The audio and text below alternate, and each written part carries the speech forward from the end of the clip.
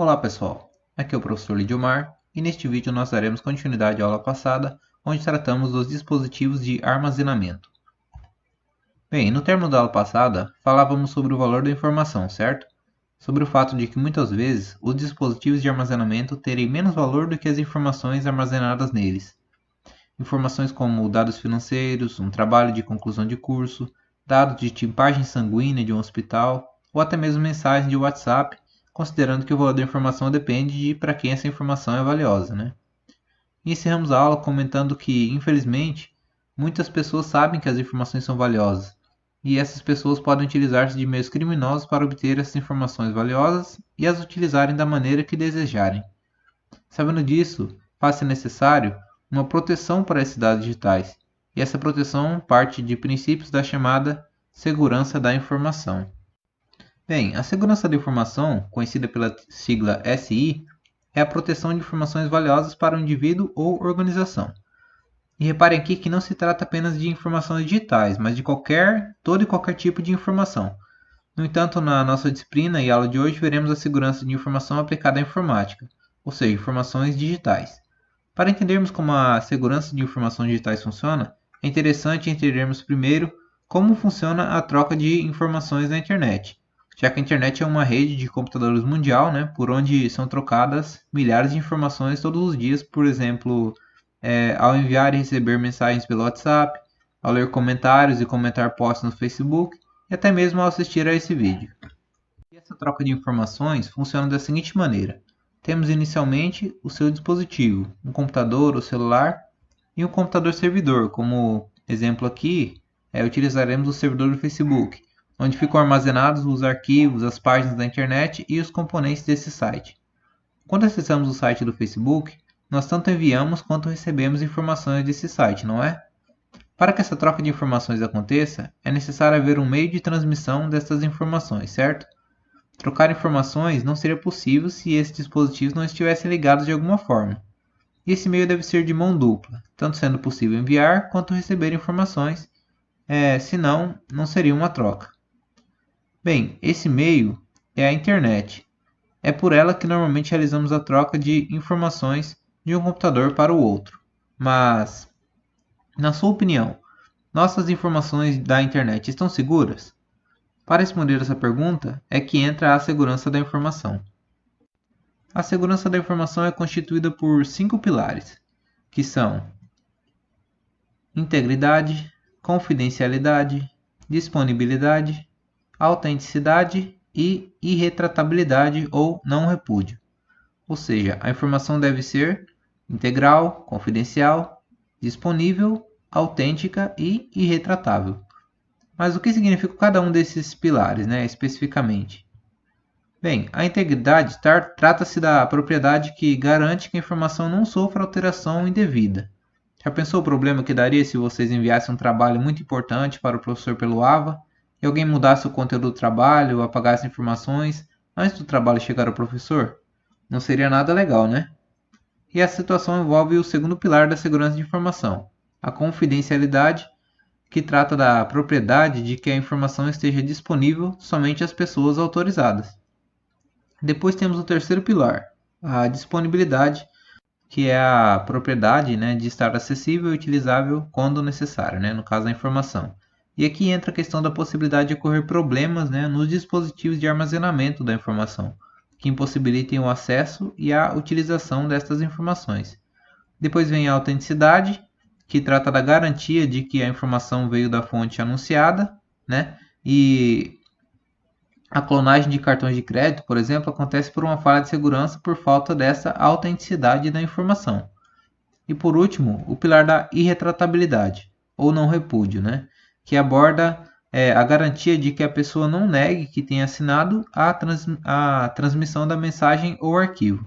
Ou seja, a pessoa que enviou a informação não poderia alegar não fui eu que enviei essa informação, Por exemplo, a irretratabilidade deve garantir que sejam confiáveis os dados de quem envia a informação para que isso não ocorra, tornando a informação confiável. Bem, se existem esses pilares que ditam como a informação segura deve ser, é porque ocorrem situações em que ela não é segura, Então, há pessoas que fazem uso de falhas na segurança da informação para se beneficiarem ilicitamente. E a maioria das pessoas atribui essas práticas, né, aos chamados hackers. Mas não é bem assim. Um hacker é uma pessoa que se dedica muito a conhecer e modificar os aspectos internos de dispositivos, programas e redes de computadores, ultrapassando os limites do funcionamento normal dos sistemas, né, como eles foram previstos por quem criou esses sistemas. Mas não necessariamente práticas ilícitas. São pessoas com habilidades fora do comum para a computação e fazem o que fazem por curiosidade, por necessidade profissional, porque tem pessoas que trabalham com isso, né? Verificando falhas de segurança em sistemas, por exemplo, ou por vaidade, competitividade, ou mesmo para o crime, né? E aí sim chegamos nas pessoas que praticam crime utilizando as falhas na segurança da informação. Os crackers. Crackers são basicamente hackers do mal, aliás, hackers mal intencionados, né? E como eu disse, eles utilizam falhas de segurança naqueles 5 pilares que eu expliquei anteriormente para poder obter algum benefício. E eles fazem isso utilizando diversas técnicas e ferramentas que são conhecidas como malwares, né? Que também são vários. Dentre eles, os mais famosos são os vírus de computador, né? Que vocês certamente já ouviram falar, os worms, os trojans, os keyloggers, spywares, adwares, spam, phishing, os ransomwares, dentre outros menos conhecidos, né? Cada um desses é um nome de um malware, né? Um software malicioso, com características diferentes uns dos outros.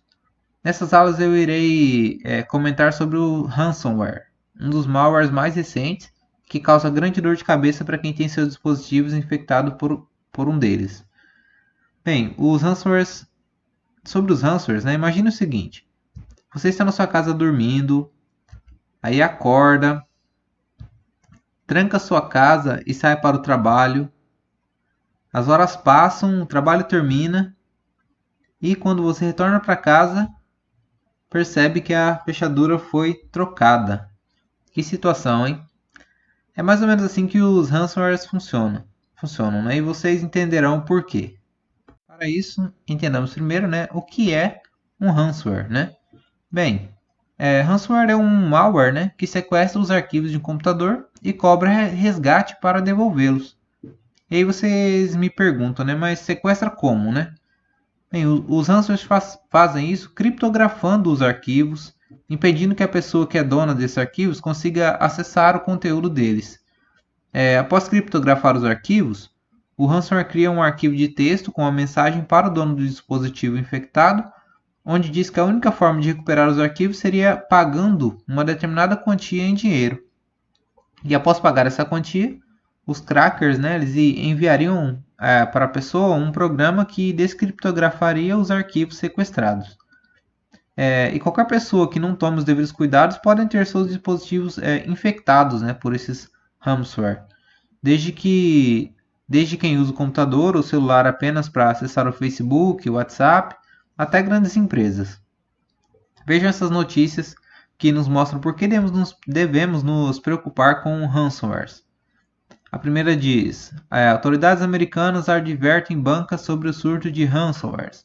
A segunda, do FBI, diz ali: ransomware on the rise, que significa aumento de ransomwares. Depois, tem uma notícia da Kaspersky Lab, né, que diz o seguinte: o Brasil ocupa o primeiro lugar dentre os países latino-americanos mais atacados por ransomware, né? A Kaspersky é uma das maiores empresas no ramo de estudo e enfrentamento de malwares, né, de vírus de computador. Aí depois vem: as empresas sofrem um ataque de ransomware a cada 40 segundos, diz o relatório. E essa última, falando sobre a segurança em 2017, que os ransomwares continuarão reinando, né? Ela diz ali, tá em inglês, mas é isso que ela está dizendo. E apesar de serem notícias de 2015, 2016, atualmente os ransomwares continuam mesmo reinando entre os malwares mais difíceis de se lidar, né, com os casos de infecções por esse tipo de praga virtual somente irem aumentando com o passar do tempo. Vejam essa linha do tempo de criação dos ransomwares no decorrer dos anos. O primeiro foi criado em 1989 e foi nomeado AIDS, né, AIDS. Ele contava quantas vezes o computador tinha sido iniciado e quando dava 90 vezes, ele ocultava pastas do computador e criptografava o nome de todos os arquivos do sistema, fazendo com que o sistema não iniciasse além de apresentar uma mensagem de resgate na tela do computador, né? Ele agia dessa forma porque o programador, né, quem criou ele quis desse jeito, né? E depois dele tiveram vários outros, né? Sendo os mais famosos aí dentro da segurança da informação, o GPCoder em 2005, depois o Reverton em 2012, em 2013 já foram vários no mesmo ano, e daí para frente a situação só piorou. Né? Existem empresas e pessoas que trabalham para conseguir descriptografar arquivos infectados por ransomware, mas como eles são muitos, nem todos ainda possuem alguma forma de descriptografia, né? Sem que seja necessário pagar aos criminosos. E um dos grandes motivos para o alto crescimento de ransomware de 2014 aí para frente foi o advento do Bitcoin para pagamentos de resgate de arquivos. Espera, Bitcoin? O que seria isso, né? Bitcoin é uma forma de moeda de troca virtual, uma moeda digital. O Bitcoin ele foi criado em 2008 por Satoshi Nakamoto, junto com todas as regras de como essa criptomoeda, né, que é como elas são chamadas, moedas digitais, todas as regras de como ela funcionaria.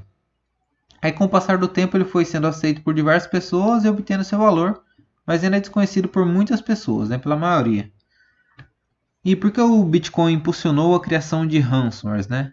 Para entendermos isso, vamos fazer uma comparação entre o ouro, o dinheiro e o papel e o Bitcoin, que são moedas de troca, né? Bem, quanto à escassez, ou seja, a pouca quantidade disponível, o ouro e o Bitcoin têm essas características, enquanto o dinheiro em papel nem tanto, né? Se encontra facilmente por aí. E a escassez aumenta o valor da moeda, né?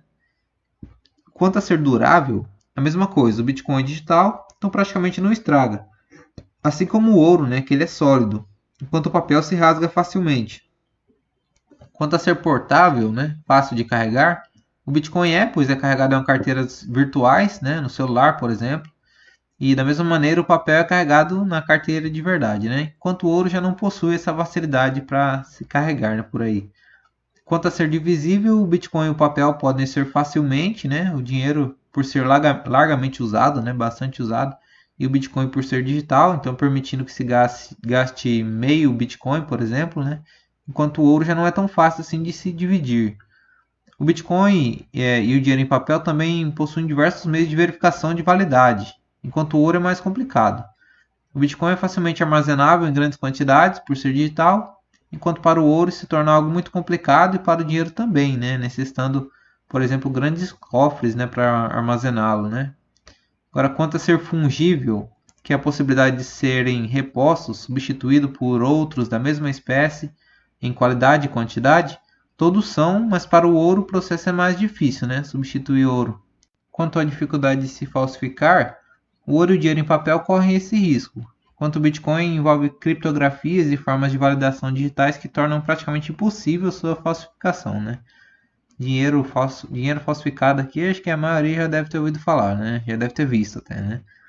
Por último, quanto a ser largamente adotado, como sabemos, o dinheiro em papel ele né? Tanto é que é a moeda de troca mais usada por nós e pelo mundo todo. O ouro é pouco utilizado e o Bitcoin nem tanto por falta de conhecimento das pessoas, né? Por essa moeda e pela forma de se obtê-lo, mas ainda é muito mais utilizado que o ouro, por exemplo. Outro motivo relevante do porquê os extorsionistas utilizam essa forma de pagamento, né, para os ransomwares é que o Bitcoin é puramente digital e não pode ser emitido por nenhum governo, banco ou país. O seu valor é livremente determinado pelos usuários e pelo mercado digital, e assim o Bitcoin vem sendo cada vez mais utilizado para realizar transações online que são rápidas e não rastreáveis. Ok, mas agora como funciona exatamente esse ataque, né, onde os dados são sequestrados, né? Ele acontece em 5 fases. Uma fase de desenvolvimento, depois instalação, depois comando e controle, destruição e por fim extorsão. Cada fase com suas técnicas e meios de ocorrência. O desenvolvimento é a primeira fase do ataque ransomware. Aqui os alvos são escolhidos a partir de alguns métodos e técnicas que exploram em geral vulnerabilidades dos sistemas e inabilidades ou fragilidades dos usuários. As 4 principais formas de ataque são Web Strategic Compromise, que não tem uma tradução certa para o português, mas ocorre quando as pessoas entram em sites contaminados que coletam informações sobre a segurança do sistema operacional que a pessoa utiliza. ou se o antivírus da pessoa está atualizado ou se não possui um antivírus, né? Escolhendo assim os alvos. Aí depois tem o Drive-by Download, que ocorre quando o sistema faz automaticamente download de pedaços de código malicioso sem que o usuário tome conhecimento. Depois os phishing, que são usados para capturar informações dos usuários, direcionando-os para sites maliciosos ou baixando malwares em suas máquinas. E por último, a exploração de vulnerabilidades, né? Onde os ataques exploram vulnerabilidades internas da rede de computadores com a intenção de atacar uma determinada empresa. A segunda fase é a instalação, né? Que ocorre depois da vítima ter sido escolhida, né? Ela se divide em reconstrução, onde o pequeno código começa a se comunicar com os canais de comando e controle do criminoso, né, do cracker, e começa a se inserir de maneira imperceptível o ransomware no sistema já desprotegido. E para dificultar que o sistema e os antivírus encontrem o ransomware, ele se divide em grandes quantidades de arquivos, e essa técnica é chamada de evasão de processo. E aí, por fim, com o ransomware todo instalado no sistema, começa-se a avaliar se vale a pena infectar devidamente o computador, né?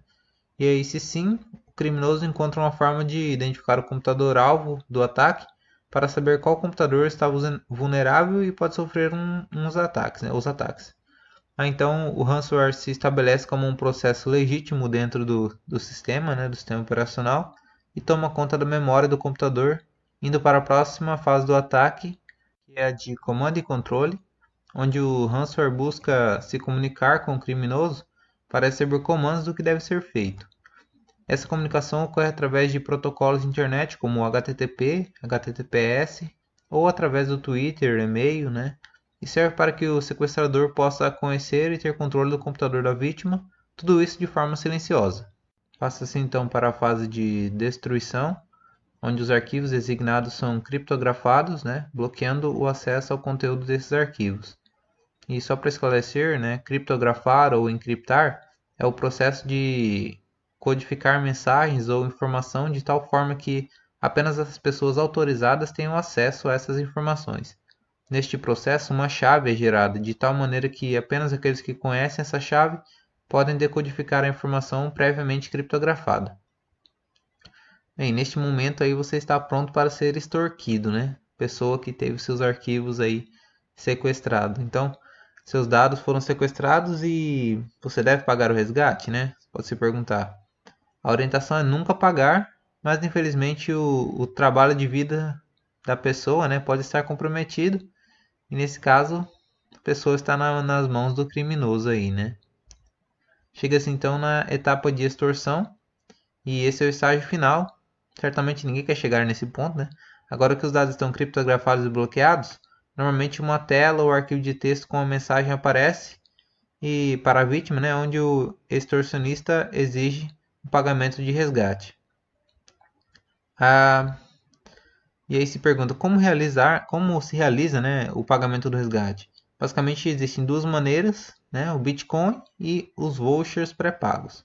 O Bitcoin eu já expliquei, né, ele é digital, rápido, não rastreável, além de ter todas aquelas características de uma boa moeda. E os vouchers pré-pagos, né, de forma semelhante ao Bitcoin, são uma maneira de transformar dinheiro real em dinheiro virtual.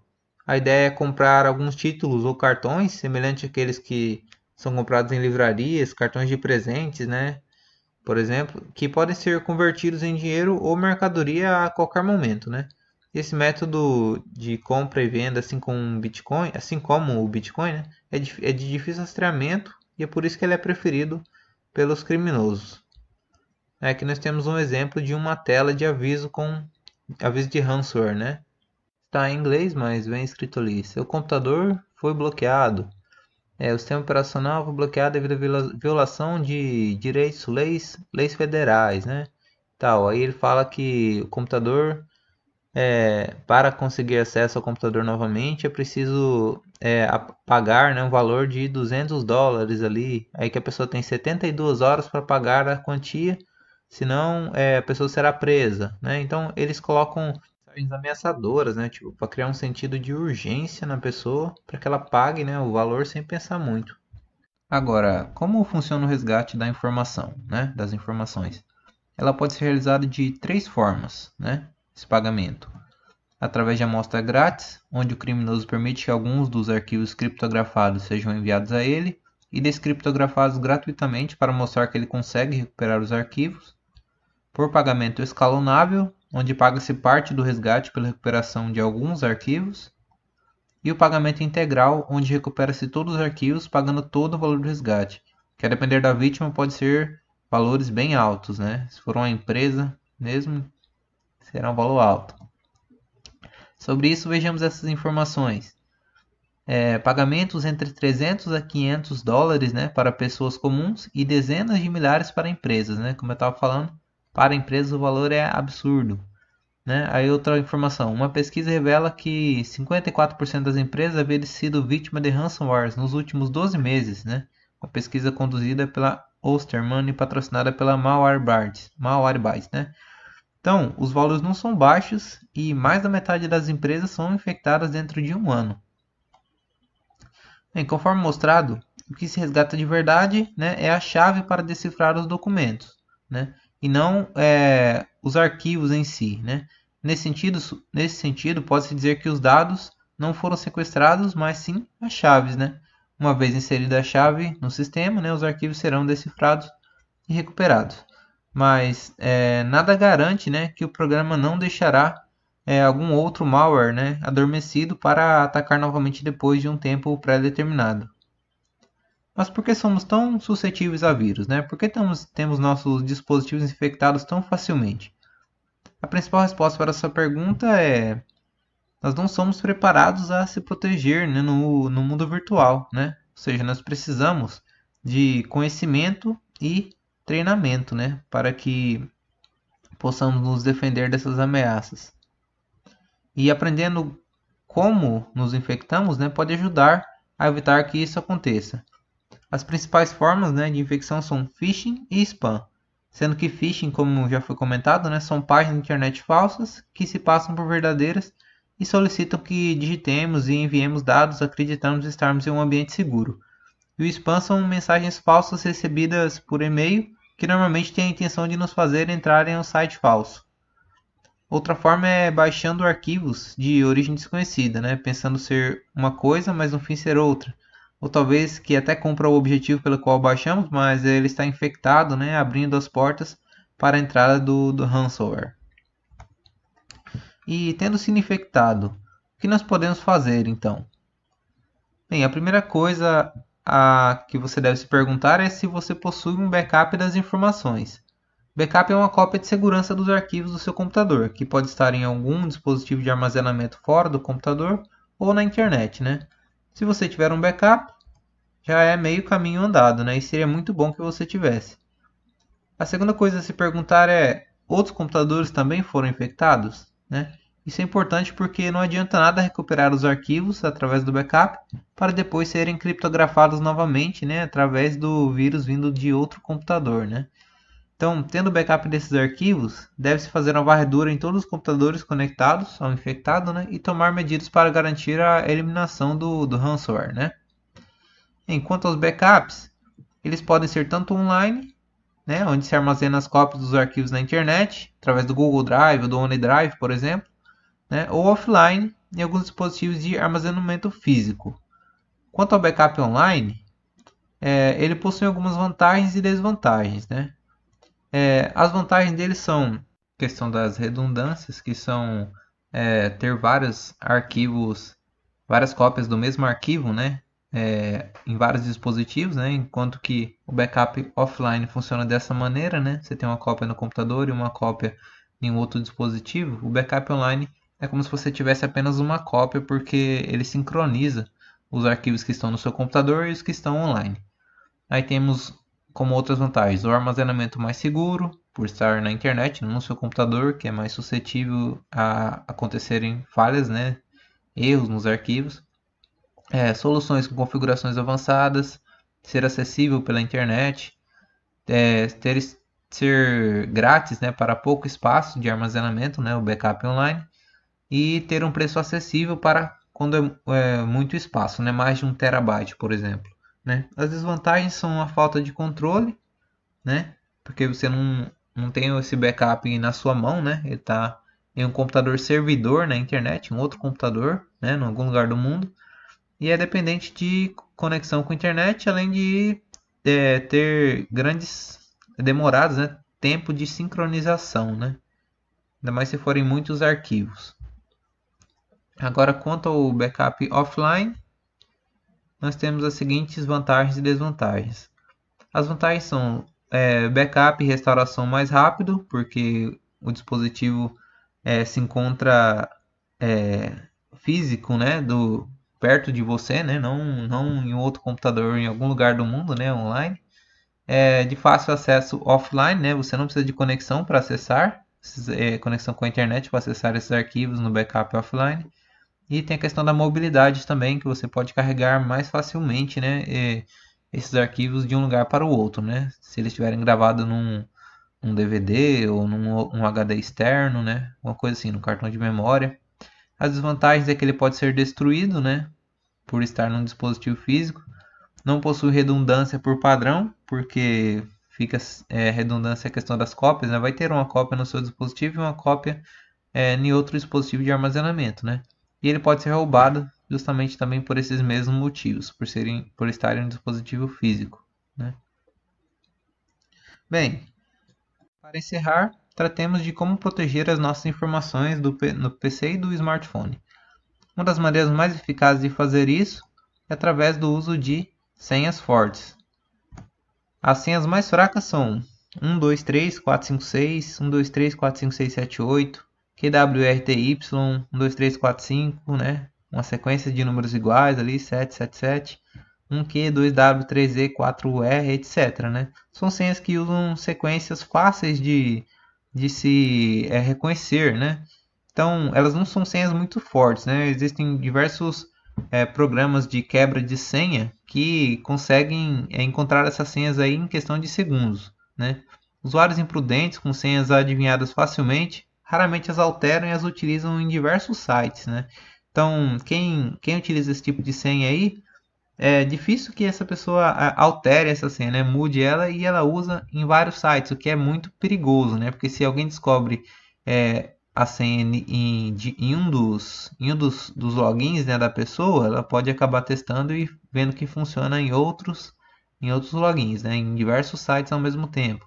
E esses usuários podem utilizar a mesma senha em ambientes financeiros, né? Inclusive, né? Então, podem utilizar até mesmo como senhas de banco, né? De gerenciamento de dinheiro aí, né? O que é um risco que a pessoa está correndo. Senha fraca, utilizada em vários sites, vários lugares, né? Inclusive em ambiente financeiro. Como fazemos então para criar senhas fortes, né? Bem, nós fazemos isso utilizando letras maiúsculas, letras minúsculas, números e símbolos, tudo combinado na mesma senha. Como saber então que a sua senha é forte? E uma das maneiras é utilizando uma ferramenta de teste de quebra de senha.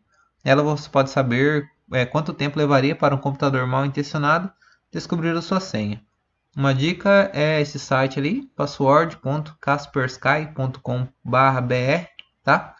Que testa o quão forte, né, a sua senha, né? Quanto tempo demoraria para que a sua senha fosse descoberta utilizando um programa de computador. Lembrando que se você for testar a sua senha em um site desses aí, né, porque não existe apenas esse, não utilize a sua senha verdadeira, utilize uma senha parecida, tá? Porque pode ter alguns sites que dizem que testam a senha e eles não fazem exatamente isso, né? Eles estão ali para descobrir a sua senha, né? Então, quando vocês forem testar a força da senha de vocês em algum site desse tipo, jamais utilizem a sua senha verdadeira, mas alguma parecida. Bom, esta era a aula de hoje sobre segurança da informação. Espero que vocês tenham compreendido bem. Caso tenha ficado alguma dúvida em relação a alguma coisa desta aula, entre em contato comigo pelos meios usuais, né? O WhatsApp, o AVA, e busquem sanar suas dúvidas. Não esqueçam de fazer a atividade que se encontra no AVA da disciplina e caso tenham dúvidas sobre a atividade também podem me procurar. Muito obrigado.